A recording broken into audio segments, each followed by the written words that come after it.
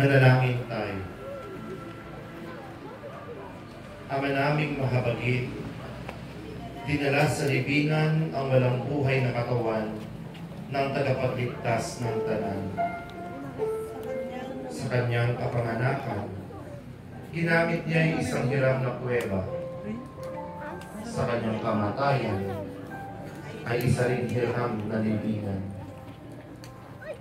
Ipinakita mo sa amin ang tunay na mahalaga, hindi ang mawalan ng panlupang yaman, kundi ang mawalan ng kaluluwa. Kumimlay sa kamatayan ang iyong pinakamamahal na anak. Subalit hindi magtatagal, bagong buhay ay sisikat. Ang mahal na ina ngayon may nagdadalang hati. Ito'y mapapalitan ng matamis na ngiti.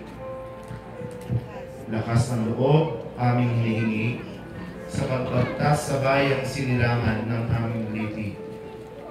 Ano man ang harapin, kami makatitiyak sa pag-asa ng tagumpay, handog ng iyong anak.